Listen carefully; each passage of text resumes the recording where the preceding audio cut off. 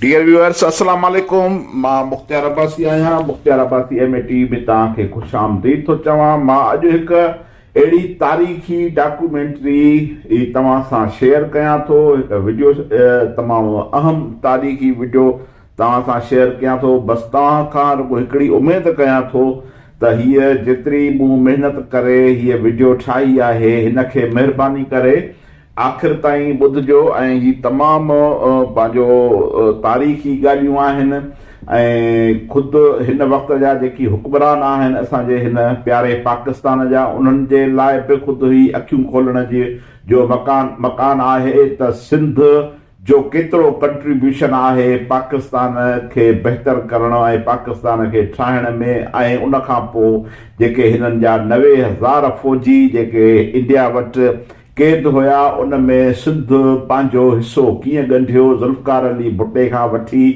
GM Syed ऐं मोहम्मद अमीन खोसे पंहिंजो हिसो कीअं ॻंढियो ऐं ओसिताईं इंदिरा गांधी ताईं कीअं पहुता। हीअ हिकु तारीख़ी वीडियो आहे। हीअ असांजूं अखियूं खोले छॾींदी वीडियो। तंहिंजे करे अचो त पाण तफ़सील सां जेको आहे सो हीअ वीडियो ॿुधूं ऐं हिन वीडियो खे ॿियनि दोस्तनि ताईं बि शेयर कयूं त जीअं हिननि खे ख़बर पवे त सिंध आहे त पाकिस्तान आहे, जे सिंध न आहे त पाकिस्तान बि न आहे। मतां हिननि खे इहा ॻाल्हि ज़हन में खां विसरी वञे, छो त सिंध जा हिन पाकिस्तान जे हाकिमनि ते थोरा आहिनि, एहसान आहिनि। जंहिं GM सैद खे हिननि गद्दार जो लक़ब ॾिनो, उन GM सैद हिननि जे पाकिस्ताननि जे फ़ौजनि खे छॾाइण जे लाइ जेको आहे सो केतिरी जेको आहे सो उन्हनि जी मदद कई। ऐं 1973 जो आइन जेको अॼु हिन मुल्क जो जेको हिकिड़ो मुक़दस आइन आहे, उन में GM सैद जो केतिरो कंट्रीब्यूशन हुयो ऐं उन खां पोइ मोहम्मद अमीन खोसो छा हुयो, केरु हुयो ऐं हुन जा जवाहरलाल नेहरू सां केतिरा वास्ता हुया। ही हिकिड़ी तमामु ज़बरदस्त क़िस्म जी डॉक्यूमेंट्री तव्हां सां मां शेयर कयां थो। बसि तव्हां रुॻो दोस्तनि खे इहो अपील आहे त महिरबानी करे हिन डॉक्यूमेंट्री खे आख़िर ताईं तफ़सील सां ई ॿुधंदा ऐं दोस्तनि पंहिंजनि सां गॾु उन्हनि खे शेयर कंदा त जीअं असांजूं ॻाल्हियूं ॿियनि दोस्तनि ताईं पहुची सघनि। अपर सिंध माना उत्तर सिंध जे तमामु अहम ज़िलो जंहिंजी सरहदूं बलोचिस्तान सां मिलनि थियूं ऐं लाड़काणे शिकारपुर सां मिलनि थियूं, जंहिंजो नालो आहे जैकबाबाद। जैकब जेको आहे सो अंग्रेज़ हुयो, उन जैकबाबाद खे ठाहियो हुयो। उन ज़िले जो हिकु क़ौमी अॻवान जनाब सरदार मोहम्मद अमीन खोसो ॼामाणी पाड़े जे खोसनि मां पंहिंजे नानाणे ॻोठ मीर हयात ख़ान तालके ठुल ज़िले जैकबाबाद में अब्दुल अज़ीज़ ख़ान खोसे जे घर 11 डिसंबर 1913 ते हुन जनमु वरितो। हिन जो पड़ ॾाॾो ॿिया वली मोहम्मद उर्फ़ वलियो ख़ान खोसो पंहिंजे तरह जो सखी मर्द थी गुज़रियो आहे। अब्दुल अज़ीज़ ख़ान खोसे खे 2 फ़र्ज़ंद, जिन में हिकु मोहम्मद अमीन ख़ान खोसो ऐं ॿियो निज़ामुद्दीन ख़ान थिया। ॿिया मोहम्मद अमीन ख़ान इब्तदाई तालीम करीम बख्श ख़ान खोसे जे ॻोठ तालके ठुल में वरिती, जिथां हू आदमपुर तालके नसीराबाद में मास्टर अब्दुल रसूल खोसे वटि वञी पढ़णु वेठो। उतां 5 दर्जो पास करे मोटी अचे जैकबाबाद हाई स्कूल में अंग्रेज़ी जी तालीम हासिल कयईं। उते खेसि मिस्टर गुलाम कादर ख़ान वकील ऐं मिस्टर शेवाराम भागचंद जी शागिर्दीअ में रहियो। हिन 1928 जी ईस्वी जे आख़िर में जैकबाबाद हाई स्कूल मां मैट्रिक जो इम्तिहान पास कयो। उन खां पोइ साॻे साल जे आख़िर में अलीगढ़ कॉलेज में आला तालीम हासिल करण लाइ उते उन दाख़िला वरिती, उते दाख़िल थियो। उतां 1933 जे ईस्वी धारे BA पास करे ग्रेजुएट थियो। उन खां पोइ ही वकालत पढ़ण लाइ उते ई लॉ कॉलेज में जेको आहे सो हुन दाख़िला वरिती ऐं 1936 धारे फर्स्ट जेको आहे सो पहिरियों LLB जो इम्तिहान पास कयईं। ॿिए साल professor Haleem pro vice chancellor कन सबबनि करे हिन खे कॉलेज मां जेको आहे सो ख़ारिज करे छॾियो।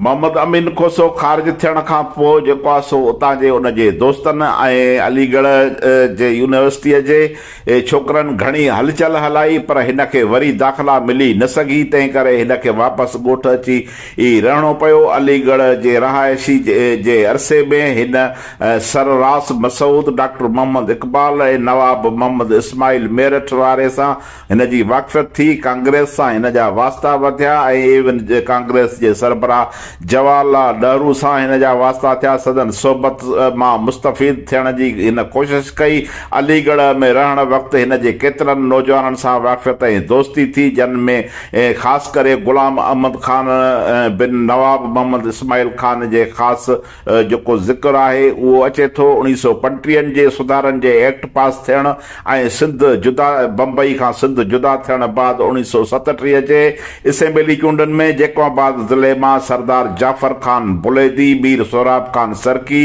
ऐं मीर ज़ैनुलदीन सुरराणी मेंबर चूंडिजी आया हुआ। साल जे आख़िर में मीर ज़ैनुलदीन खान वफ़ात करे वियो। उन जी ख़ाली थियल जाइ ते 2 उमेदवार बीठा, हिकु सरदार शेर मोहम्मद खान बिजाराणी ऐं ॿियो मियां मोहम्मद अमीन खोसो। हिकु तरफ़ अॻूणो बम्बई काउंसिल जो मेंबर, सरकार में ख़ासि असर रखंदड़ लक़ब बरदार ऐं पंहिंजी क़ौम जो ज़ात जो सरदार हुयो। सरदार उमर रसीदा माण्हू उमेदवार हो। ॿिए तरफ़ अलीगढ़ मां ताज़ो आयल हिकु नौजवान गैर तजुर्बेकार नौजवान शागिर्द वॾे कबीले जे फ़र्द हुअण जे बावजूदु माल ऐं मिल्कियत में घटि सरकार जे मुखालफ़त जमायत, ऐं हीअ ॻाल्हि वाज़े रहे त उन वक़्तु सरकार जी जेका हुई उन जो ही मुखालिफ़ हो। मुखालिफ़ माना कांग्रेस जो उमेदवार हो। सो बि अहिड़े ज़िले मां जिते फ्रंटियर एक्ट जी मौजूदगीअ करे अमलदार सयाह व सफ़ेद जा मालिक हुआ। मुल्क ऐं क़ौमी बेदारीअ जो नालो ई कोन हो, पर ताज़ो अहिड़े ई पुठिते पियल लाड़काने ज़िले में जेको ज़मींदारनि ऐं वॾनि माण्हुनि जी जागीर रहंदो आयो हो, शेख अब्दुल मजीद सिंधी ज़िले जे पहिरें नंबर ख़ानदान ज़मींदार ऐं सिंध जे गवर्नर जे सलाहकार सर शाहनवाज़ खान भुट्टे जी इलेक्शन में शिकस्त ॾिनी हुई। हीअ ॿी आज़माइश हुई। उन इलेक्शन में डॉक्टर चौथराम गदवाणी, पीर अली मोहम्मद राष्ट्रीय, केतिरनि क़ौमपरस्त मौलवियुनि मियां मोहम्मद अमीन ख़ान जी मदद कई। वालिद बुज़ुर्गार ऐं पीर साहिब भरचुंडीअ जूं दुआऊं हिन सां गॾु जेका उन जी हिमायतूं बि शामिल हुयसि। हिन मार्च 1938 ईस्वी ते चूंड में कामयाबी हासिल कई। हिकु सरदार खे शिकस्त ॾेई हिन जेको आहे सो मिसाल क़ाइमु कयो। मोहम्मद अमीन खोसे जी इहा कामयाबी सिंध अंदरि क़ौमी ख़ादमिन ऐं जमायती एवज़न जी ॿी कामयाबी हुई। हिन 29 मार्च ते असेंबली में हलफ़ खयो। शहीद अला बख़्श जी वज़ारत जो दौरु शुरू थियो हुयो, जंहिंखे इतिहाद पार्टी, कांग्रेस ऐं हिंदू इंडिपेंडेंट पार्टी जेको आहे सो उन सां गॾिजी उनखे वजूद में आंदो हो। साईं जेम्स सां गॾु मोहम्मद अमीन खोसे जी हिमायत हासिल हुई। अला बख़्श वज़ारत इब्तिदा में चङा क़दम खयां। लोकल पार्टीज़ मां उन जो जेको आहे सो उसूल ख़तमु कयो वियो। कामोरे तबिके जे रोब खे घटायो। मुख़्तलिफ़ मुफ़ाद परस्त तबिकनि जे मुफ़ादनि आॾो अचण सबबु अला बख़्श सूबरो, अला बख़्श मुल्क ऐं माण्हुनि जे भले जा कम करण में मुकमल तरह कामयाब न थी सघियो। हुन कोशिशूं तमामु घणियूं कयूं। हिकिड़ो बहितरीनु माण्हू हुयो, मिडल क्लास जो माण्हू हो, लिखियो पढ़ियो माण्हू हो, पर ॿिए पासे सरदार वॾेरा हुया। उन करे सिंध कांग्रेस ऐं मुस्लिम लीग जे सियासी इख़्तिलाफ़नि में अला बख़्श जो मुकमल तरह जेको आहे सो ही माण्हू हामी रहियो ऐं आख़िरी ताईं जेको आहे सो उन सां गॾु रहियो। मोहम्मद अमीन खोसे सिंध ऐं बलोचिस्तान जे पोइते पियल ख़ितनि में सियासी बेदारी ऐं आज़ादी लाइ वॾो कमु कयो। हू शहीद अला बख़्श सुमरे खे सिंध जी ख़ुदि मुख़्तियारी जो अलम बरदार सम्झंदो हो। हिन सरज़मीन सिंध खे दुनिया जे इतिहाद, अमन ऐं तरक़ीअ जो मर्कज़ सम्झो पियो। हू मौलाना ताज मोहम्मद अमरोटी ऐं उबैदुल्ला सिंधीअ जो तमामु वॾो बोतक़द हुयो। हू हिकु ई वक़्तु मौलाना अब्दुल कलाम आज़ाद, मौलाना उबैदुल्ला सिंधी ऐं अलामा मोहम्मद इक़बाल जो दोस्त हो। इब्तिदा में कम्युनिस्ट ख़्यालनि जो हामी रहियो। तरक़ी पसंद मुसलफ़िन जो लखनऊ इजलास में सिंध मां शरीक थींदड़ वाहिद अदीब ऐं आलिम हो। हिन जो शुमार चोटीअ जे कांग्रेस मुस्लमान लीडरनि में थींदो हो। डिघी शेरवानी, कोट खाधे जी अच्छी जेको खाधी जी अच्छी शलवार ऐं बलोची टोपी पाईंदो हो। विरहाङे खां अॻु मोहम्मद अमीन खोसो शहीद अला बख्श जो सूमरे साहब जो हर मौक़े ते मददगार ऐं मुआवन रहियो। 1940 में दहलीअ में कॉम्प्रेस मुस्लिम पार्टियुनि गॾिजी अला बख्श जी सदारत में शहीद अला बख्श सूमरो जी सदारत में जेका आज़ाद कॉन्फ्रेंस कोठाई उन में बि मोहम्मद अमीन साणस गॾु हुयो। 14 मई 1943 ईस्वी ते शहीद अला बख्श सूमरे जी शहादत खां पोइ ॾाढो दिलि शिकस्तो थियो। यादि रहे त शहीद अला बख्श सूमरे खे 1943 में जेको आहे सो शहीद कयो वियो। उनजो जेको बुनियादु हो उहो इहो त हू हिकु सेक्युलर माण्हू हो ऐं हू इन मज़हबी नफ़रतुनि खां तमामु घणो मथे हुयो। हू चाहे पियो त सिंध जा जेके सिंधी हिंदू ऐं सिंधी मुस्लमान आहिनि उहे गॾिजी रहनि ऐं हू उन वक़्त जे हिंदुनि जो तमामु वॾो भरजलू हुयो। पर इहा ॻाल्हि मुस्लिम लीग खे पसंदि कोन हुई ऐं मुस्लमान इंतिहा पसंदि जेको मुल्लो हुयो उन हिन सिंध जे सेक्युलर ऐं सिंध जे तमामु बहितरीन क़िस्म जे लिखियल पढ़ियल शहीद अला बख्श सूमरे खे जेको आहे सो क़तलु करे छॾियो। शहीद अला बख्श सूमरे जे शहादत खां पोइ कुझु वक़्त खां पोइ जॾहिं पाकिस्तान ठहण जी ॻाल्हि वेझो पे आई त उन वक़्तु जेको आहे सो साईं GM सैद जा क़ाइद आज़म मोहम्मद अली जिनाह सां इख़्तिलाफ़ थिया। उन जे सबबु हू साणनि जेको आहे सो गॾिजी न सघियो। मुस्लिम लीग में जेको आहे सो 1945 ईस्वी ताईं सिंध असेंबली जो मेंबर रहियो। पर जीअं ई फ़िरक़े परस्तीअ जो दौरु शुरू थियो त ही साईं GM सैद ऐं शेख अब्दुल मजीद सिंधी असेंबलीअ खां ॿाहिरि रहिजी विया। पाकिस्तान जे क़याम खां पोइ हालतुनि जे नासाज़गारी करे ही गोशा नशीन ज़िंदगी गुज़ारण लॻो। पोइ बि सिंध सां कंहिं बि क़िस्म जी ज़्यादती ही बर्दाश्त न कंदो हो। सिंध खां कराचीअ जी जुदाई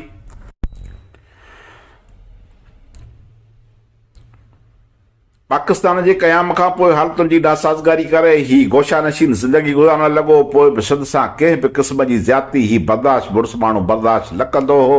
मोहम्मद अमीन खोसो सिंध खां कराचीअ जे जुदाई 1 यूनिट जे क़याम ऐं मार्शल दौर में जॾहिं GM सैद नज़रबंद रहियो त अमीन खोसो संदसि साथी रहियो ऐं बिना डप ड्राव जे तवील उनखे ख़त लिखंदो रहियो जेकी अॻिते हली साईं GM सैद 2 जुल्दनि में वाजट विरागियुनि जा जे उनवान सां तरतीब ॾियारे छपराया हुया। उहो किताब अॼु बि मार्केट में अव्हां खे मिली सघे थो। उन इहा आमरियती दौर में साईं GM सैद जी शख़्सियत ते सिंध जो सैद नाले किताब लिखियो।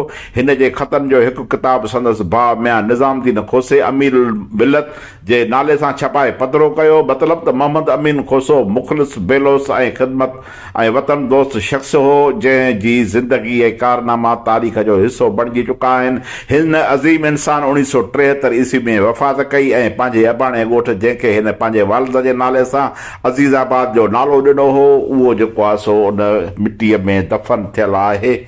हिन मतिलबु ओलह पाकिस्तान में जॾहिं पीपल पार्टी ज़ुल्फिकार अली भुट्टो जी पार्टी अक्सरियत सां खटे आई ऐं ओभर पाकिस्तान में जेको आहे सो अवामी लीग शेख मुजीब रहमान जी अक्सरियती पार्टी सां खटे आई। ऐं मज़े जी ॻाल्हि इहा आहे त अॼु जेको कल्ह 16 डिसंबर हुयो इहो 16 डिसंबर जेको आहे सो उहो पाकिस्तान जे फ़ौजनि जेको आहे सो हथियार फिटा कया हुया ऐं पंहिंजो हिंदुस्तान जेको आहे उहो उन बंगाल जी जेका आहे सा तमामु घणी मदद कई हुई। त उन वक़्तु अहिड़ी सूरत हाल थी वई जंहिंखां पोइ भुट्टो साहिब खे जेको आहे सो हिननि खे मजबूरन इक़्तिदार ॾियणो पियो ऐं भुट्टो साहिबु पहिरियां सिविल मार्शल एडमिनिस्ट्रेटर थियो। उन खां पोइ जेको आहे सो उन सदर थियो कुझु वक़्तु रहियो ऐं उन खां पोइ हुन जॾहिं वज़ीराइज़म जो उहिदो संभालियो त भुट्टो साहिब ते जेको आहे सो जनरलनि ऐं फ़ौजनि हुनखे मिनथूं कयूं। हुनखे चयो हुनखे अर्ज़ु कयो त असांखे महिरबानी करे 90,000 फ़ौजी छॾाए ॾे। भुट्टो साहिब जेको आहे सो मुख़्तलिफ़ कोशिशूं कयूं पर इंदिरा गांधी जीअं त फाते हुई। हीअ ॻाल्हि तव्हां जेका मां अहम ॻाल्हि कयां थो अॼु जे हिन वीडियो जी जेका अहम ॻाल्हि आहे जेका तव्हां सां मां शेयर कयां थो उहा इहा कयां थो त इंडिया फाते हुई ऐं पाकिस्तान जेको आहे सो उहो शिकस्त में वरितल हुयो छो त इंडिया पंहिंजो हिननि जा तमामु घणा पाकिस्तान जा इलाइक़ा बि फ़तह करे चुकी 90,000 फौजी भी उन्हनि जा क़ैद करे चुकी ऐं इन विच में बंगाल जेको आहे सो आज़ादु थी चुको ऐं बंगाल मां फिरी बांग्लादेश थी चुको हो ऐं पाकिस्तान जी उन वक़्तु जेका सूरत हाल हुई उहा तमामु घणी रहम जोगी हुई। उन सूरत हाल में ज़ुल्फिकार अली भुट्टे मुख़्तलिफ़ कोशिशूं कयूं त इंदिरा गांधी खां के न के तरीक़े सां जेको आहे सो हुन खां इहे फौजी छॾाइजनि। उन में इंदिरा गांधी जी जेका कांग्रेस हुई उन कांग्रेस जा जेके वास्ता हुया उहो साईं GM सैद सां हुया ऐं उन खां पोइ सिंध में जेको आहे सो हिन अज़ीम शख़्स मोहम्मद अमीन खोसे सां तमामु घणा वेझड़ा लाॻापा हुया। ऐं मज़े जी ॻाल्हि अवां सां इहे शेयर कयां त अमीन खोसो एॾो लिखियलु पढ़ियलु माण्हू ऐं आलिम ऐं फाज़िल माण्हू हुयो जंहिंखां जवाहरलाल नेहरू तमामु घणो मुतासिर हो ऐं इंदिरा गांधी खे हुन चयो हो त मुंहिंजे मरण खां पोइ जॾहिं बि तोखे का सलाह सबाब जी ज़रूरत पवे त सिंध मां हिकु आहे मोहम्मद अमीन खोसो, उन सां ज़रूरी सलाह कजांइ, उनखे ओतिरी इज़त ॾिजांइ जेतिरी हुनखे मां इज़त ॾियां थो। इहो तमामु वॾो एज़ाज़ हुयो अमीन खोसे जे लाइ। भुट्टे साहिब खे इहा ख़बर हुई। भुट्टे साहिब पहिरियां साईं GM सैद खे अर्ज़ु कयो त साईं GM सैद खे चयो ऐं ॾिसो त साईं GM सैद जी केॾी क़दावर शख़्सियत हुई जो हू हालांकि पाकिस्तान जो मुखालिफ़ हो उन वक़्तु बणिजी चुको हुयो, पर तंहिं हूंदे बि हुन जेको आहे सो भुट्टे साहिब खे चयो त इहो कमु सिंध मां सिर्फ़ु हिकिड़ो माण्हू करे सघे थो, उहो आहे मोहम्मद अमीन खोसो। तव्हां उन सां जेको आहे सो मिलो, उनखे चओ हू तव्हां सां गॾु हलंदो, हू लॉबिंग कंदो, हू काउंसलिंग कंदो ऐं पोइ जेको आहे सो नवाब अकबर बुट्टी खे भुट्टो साहिब वठी ऐं ॿिया वठी ही पंहिंजो उनजे ॻोठु आयो ऐं मोहम्मद अमीन खोसे सां हुन इहो अर्ज़ु रखियो। मोहम्मद अमीन खोसो उन वक़्तु जेको आहे सो गोशा नशीन जी ज़िंदगी गुज़ारे रहियो हो ऐं पोड़ो बि थी चुको हुयो, पर तंहिं हूंदे बि मोहम्मद अमीन खोसे चयो त जेकॾहिं असां सिंधियुनि जे करे पाकिस्तान जा 90,000 फौजी आज़ादु थियनि था त इहो मुंहिंजे लाइ तमामु वॾो एज़ाज़ हूंदो। ऐं हिन पोइ उहा लॉबिंग शुरू कई। हीअ अॻु में वियो इंडिया वियो, उते इंदिरा गांधी सां हिन मुलाक़ात कई। यादि रहे त इंदिरा गांधी वटि हीउ जॾहिं बि वेंदो हो त उते ही स्टेट गेस्ट हूंदो हुयो ऐं उतां इंदिरा गांधी जो चयलु हूंदो हो त अमीन खोसो जॾहिं बि हिंदुस्तान अचे त उनखे उहो सरकारी प्रोटोकॉल ॾिनो वञे। पोइ हिते उन लॉबिंग कई ऐं लॉबिंग करण खां पोइ जॾहिं ज़ुल्फिकार अली भुट्टो जेको आहे सो शिमला मुआहिदे ते सही करणु पंहिंजी धीअ बेनज़ीर भुट्टो खे वठी उते पहुतो त उते जेको आहे सो तमामु घणी ई तनक़ीद थी इंदिरा गांधी ते त तूं फातेह आहीं, तूं छो थी जेको आहे सो शिमला मुआहिदे ते सहियूं करी ऐं असांखे इहे फौजी न छॾणु खपनि। बहरहाल इंदिरा गांधी उन समूरी मीडिया खे मुंहुं ॾिनो, समूरी मीडिया खे चयो त न ही पंहिंजो जेको आहे सो असां पंहिंजो ही पाकिस्तान जी जेके फौजी आहिनि उन्हनि मां असीं जान छॾायूं था, असीं उन्हनि खे चऊं था। पर सची ॻाल्हि इहा आहे त इंदिरा गांधी खे जेको वॾे में वॾो लाचार हुयो उहो सिंध जे हिननि बहादुर ऐं हिननि बहितरीन क़िस्म जे माण्हुनि मोहम्मद अमीन खोसो ऐं मौलाना उबैदुल्लाह सिंधी, शेख अब्दुल मजीद सिंधी, साईं GM सैद ऐं पंहिंजो शहीद अलाह सुमरे जहिड़नि माण्हुनि जो लाचार हुयो ऐं पंहिंजो हिकिड़ा अहिड़ा माण्हू हुया जेके उन वक़्त जा सेक्युलर माण्हू हुया जेकी कॾहिं बि उहे हिंदुनि जे ख़िलाफ़ु न रहिया ऐं तंहिंजे करे इंदिरा गांधी तमामु वॾी हिकिड़ी सोभर हुई ऐं उहा हिकिड़ी तमामु वॾी माई हुई। पर जीअं त शिमला मुआहिदे ते सहियूं थियणियूं हुयूं, पर इंदिरा गांधी ते जॾहिं प्रेशर अची वियो त हुन कुझु वक़्तु डिले कयो। पोइ इहो मोहम्मद अमीन खोसे जो किरदारु आहे जंहिं इंदिरा गांधी खे चयो त असां नाश्तो तो वटि करणु था चाहियूं ऐं पोइ मोहम्मद अमीन खोसो जेको आहे इंदिरा गांधी वटि जॾहिं सुबुह जो नाश्तो थियो त उन महिल ज़ुल्फिकार अली भुट्टो बि आयो ऐं ज़ुल्फिकार अली भुट्टे सां गॾु शहीद बेनज़ीर भुट्टो उन वक़्तु नंढड़ी पिनकी हुई, उहा उन सां गॾु हुई। ऐं मज़े जी ॻाल्हि इहा आहे त उते मोहम्मद अमीन खोसे चयो त हीउ तव्हां महिरबानी करे सही कयो ऐं इंदिरा गांधी हुनखे ॾिसी मोहम्मद अमीन खोसे खे ॾिसी चई त मूंखे तव्हांजे पीउ मां उहा साॻी तव्हां मां मूंखे पंहिंजे पीउ वारी झलक अचे थी। ऐं पोइ हुन ते जेको आहे सो शिमला मुआहिदे ते हुन सहियूं कयूं ऐं इहो क्रेडिट जेको आहे सो शहीद ज़ुल्फिकार अली भुट्टे खे मिलियो। पर हाणे जेका ॻाल्हि मां करणु थो चाहियां उहा इहा करणु थो चाहियां त हिन पाकिस्तान जे हुकुमराननि ते सिंध जा जेके सो एहसान ऐं थोरा आहिनि जेके कॾहिं बि लाहे नथा सघनि। त आख़िर में मां ही अर्ज़ु कंदुसि त ही अहिड़ा माण्हू जिन खे तारीख़ विसारे छॾियो आहे। असांजे हिन वक़्त जे मुंहिंजे अंदाज़े मुताबिक़ त 98% माण्हुनि खे इहा ख़बर ई कोन्हे का त ही सिंध जो जेको जगानो मुड़ुसु मोहम्मद अमीन खोसो हो उहो केरु हो, उनजी केतिरी जेका आहे तंहिंजे करे मां तव्हांखे अर्ज़ु कयां थो त हिन वीडियो खे तमामु घणो शेयर कयो वञे ताकी अॼु जे हिननि हुक्मराननि खे ख़बर पवे त छा ज़ुल्फकार अली भुट्टो छा हुयो, साईं GM सैद छा हुयो, मोहम्मद अमीन कोसो छा हुयो, शहीद अलाबे सुबरो छा हुयो, शेख अब्दुल मजीद सिंधी छा हुयो, मौलाना उबैदुल्लाह सिंधी छा हुयो। पंहिंजो इन क़िस्म जा जेके असांजा अॻुवान जेके लीडर थी रहिया आहिनि जन जे नतीजे में ही पाकिस्तान वजूद में आयो, क़ाइद आज़म मोहम्मद अली जे नतीजे में वजूद आयो। अॼु जेको ही असांजा जेके UPI CP मां जेको आहे सो अची जेके चवनि था पाकिस्तान हमने बनाया त हिन खे इहा ॻाल्हि वाज़िह थियणु खपे। तंहिंजे करे हिन वीडियो खे तव्हां एतिरो आम कयो जो हिननि UPCP मां ईंदड़नि खे यादि रखणु खपे त पाकिस्तान तव्हां कोन ठाहियो, पाकिस्तान हिन सिंध जे बर्द मुजाहिदनि ठाहियो हो, बल्कि पाकिस्तान जे ठाहिण जी पहिरीं करारदाद जेका आहे उहा साईं GM सैद पेश कई ही सिंध असेंबलीअ में, जंहिंजे नतीजे में पाकिस्तान ठहियो हो। अॼु बि उहे दस्तावेज़ मौजूदु आहिनि। तंहिंजे करे ही अहम पैगाम आहे। मुंहिंजी अवां दोस्तनि खे गुज़ारिश आहे त महिरबानी करे तव्हां हिन चैनल खे सब्सक्राइब कयो, शेयर कयो, मूंखे तव्हां जेको आहे सो ॿुधो ताकी मूं में वधीक हिमत पैदा थिए ऐं मां जेको आहे सो हिन क़िस्म जूं वीडियोज़ जेके आहिनि पेश कयां ऐं तव्हांजे आॾो जेको आहे तव्हांजे पंहिंजे सिंध जो आवाज़ जेको आहे उहो तव्हांजे आॾो मां पेश करे सघां। महिरबानी दोस्तो, सदाईं प्रोग्राम कंदासीं ऐं रोज़ जेके भी इशू आहिनि सिंध जा, पाकिस्तान जा जेके भी मसला आहिनि उन्हनि ते डिस्कस कंदासीं, मुख़्तलिफ़ महिमाननि खे दावत ॾेई। सो असांजो Mukhtiar Abbasi MA TV channel please तव्हां सब्सक्राइब कयो, लाइक कयो, कमेंट्स कयो त जीअं असांखे आगाही मिली सघे, असां वधीक अञा बहितर कमु करे सघूं।